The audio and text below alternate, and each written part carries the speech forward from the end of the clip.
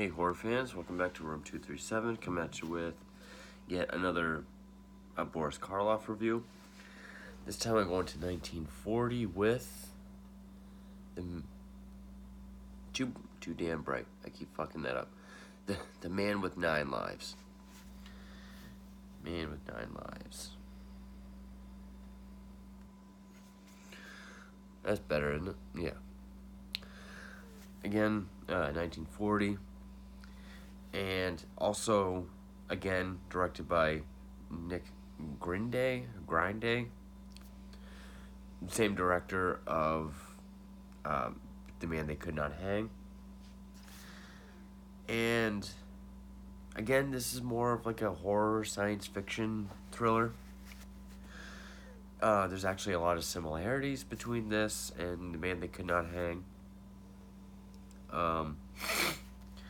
Apparently this and the last film was based part on the real life saga of Dr. Robert Cornish, who was a professor from the University of California, who apparently, and even I have never heard of this, 1934 announced he had restored life to a dog named Lazarus that he himself put to death. And then, there was a Time magazine article about it. Supposedly motion picture footage of the allegedly reanimated dog, but Cornish was, fired from campus. So, I don't know how much of his life. I'm thinking just the story of, a guy who can reanimate or, sort of play God, so to speak. This film, The Man with 9 Lives, isn't so much about reanimation. Like, excuse me, Could Not Hang. This one is more about sleep therapy or like freeze therapy. Imagine like Mr. Freeze's wife. That sort of suspended animation. And pretty much the story is there's this one professor who specializes in sort of freeze therapy. And there's actually a lot going on when I started the film. I actually started a few hours ago. There's this guy, Dr. Tim Mason, who's played by Roger Pryor, who I don't know anything he's done. Selected filmography.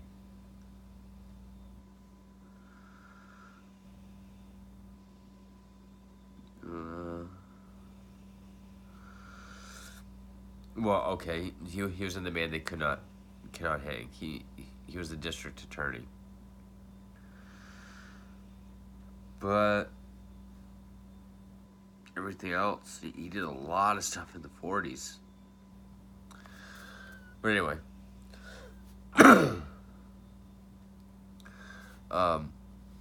he's experimenting in frozen therapy, and he decides to visit the deserted home of Dr. Leon Kravaal, played by Karloff, Karloff is his character is the originator of this therapy. But, I think Kravaal is sort of, his name's kind of been tarnished around the town. He has to take like a ferry to get there. It's up a ways. And when he gets there, he finds that Karloff is frozen.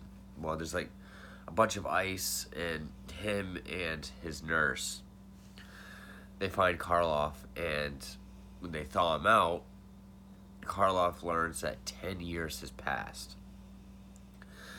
And then we basically get a flashback of how he got there. And then again, it's sort of like The Man They Could Not Hang. He had a patient that he was experimenting the freeze therapy with. The authorities came in as he was doing his experiments, and he had this potion that, if he smashed it, the vapors would pretty much act as an anesthetic. He was like, he told they were going to bring him in for murder because they believe there's no way this man can be alive with his body that cold, like he's frozen stiff. He pretty much threatens, I'll drop this if I can't stay with my patient till he thaws out so I can show you. But it gets messed up, the vapors get out, so Karloff freezes, and the four men of like law enforcement, the couple different, I can't remember exactly who each person was. They're in another room, and then they get frozen. So then we get back to present time, and Karloff decides to thaw the other men out, but then ultimately use them as guinea pigs. And then, of course, spoilers beyond here. This was part of that 6 DVD pack as well. I just forgot to grab it. I still enjoyed this movie. Obviously, Karloff gives another fantastic performance. It was a little too similar to The Man They Could Not Hang. I like that one a lot more.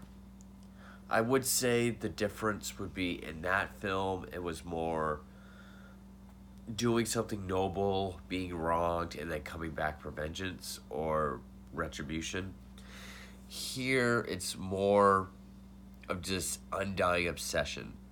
He vows that he will never rest, he will never stop working until he finds a way to get that body into a deep freeze but maintain its heartbeat. And that's sort of what the Roger Pryor character, the younger doctor, and his nurse, which his nurse is played by Joanne Sayers, which that name does sound familiar.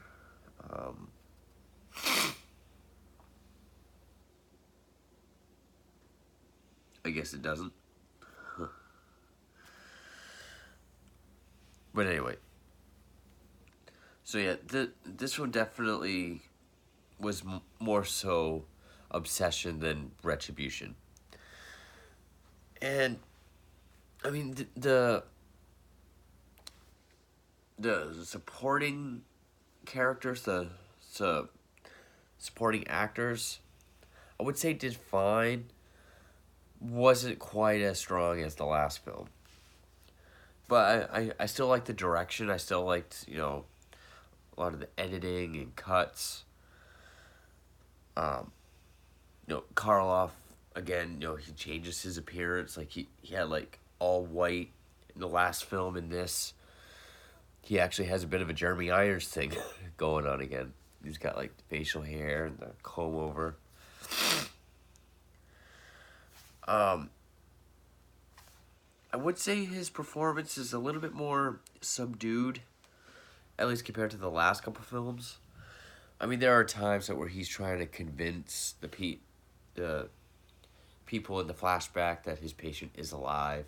You have to let me thaw him out so I can show you that he gives a great performance throughout. I don't want to say he doesn't. But the rest seems a little bit more subdued, a bit more calmer, just a bit more, no pun intended, cool, cold, and calculated. The ending was also a lot like the last film. It was, spoilers. Of course, people get the upper hand, he gets shot, but someone's life is on the line, so he He tries to save her. But this time, instead of, his daughter being killed and having to go through the machine to reanimate her, he's already taken the nurse, which is actually the wife of the Roger Pryor character. And he's already started to cool her down, put her into that kind of state. And so that after he gets shot, because there's like another group of police that come down, as he's dying, he takes out the thermometer and shows Roger Pryor's like, see, look at her temperature. She still has a heartbeat. Like, tells him to thaw her out slowly. He figured out. He figured out how to do it, and then he dies happily. He dies saying, the work is finished. I would say if you're really, really... Well, also, what I actually liked more about this film, which I don't really know if it was part of the plot or if it's... what I mean by that is part of the intention. But once the other four men are thawed out and tensions kind of rise, because he's in this cabiny kind of setting, it almost had this feeling of Hateful Eight or The Shining, really stuck in this cold, isolated area, which that's not how it is, but that's sort of how the movie played out. It played out like they're all stuck there. They all gotta find a way to outsmart and outdo the other side so that they can so the ones that want to go can go, or Karloff can keep them there for further experiments.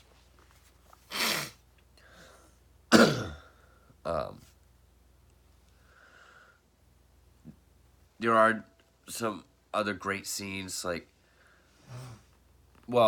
all the men that were frozen with him for 10 years, they all die immediately. And he finds out that the vapor that they inhaled 10 years ago, it wasn't that he was giving them the wrong combination of chemicals to make that anesthetic.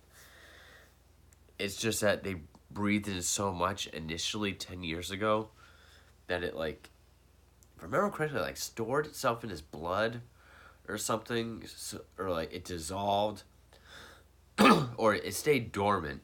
So then when it resurfaced, it hit their system all at once, and they died. I do like the scene when Roger Pryor is able to get Karloff's gun, and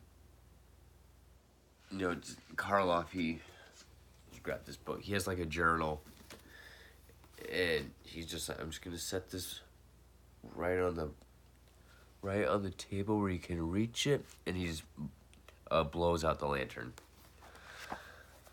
Then of course he gets the upper hand, but of course, anything, I don't want to do him with that. Any of the films I've watched with him so far in doing this sort of a mini marathon, even though most of his performance is subdued, he still makes the world out of it. He still gives it his all. He still, makes it worth acting and makes it worth watching.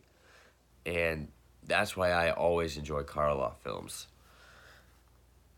And more so than others of this period, because I kind of lost where I was going. It's really late. I'm kind of getting tired, but his performance is always a blast to watch. It's always mesmerizing, whatever direction he takes it. And I think because I was doing so many things at once, and answering comments on Facebook, answering comments on YouTube while watching this, I think I was more interested in if they were snowed in and they kind of had that Hateful Eight kind of vibe.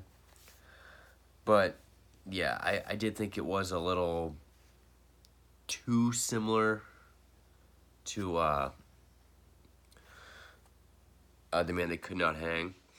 And from all the people commenting on like Boris Karloff posts on fan pages and stuff, talking about the film The Body Snatcher from 45, I think it was.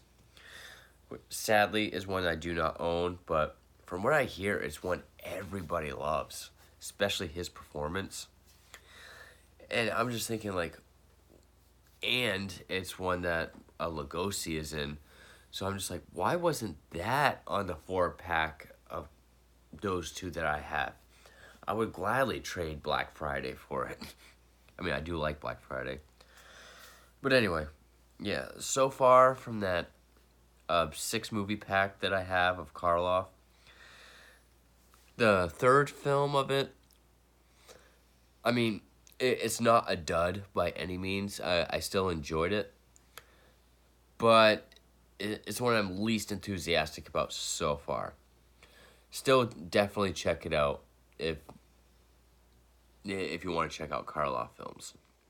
But anyway, The Man with 9 Lives from 1940. Thank you for watching.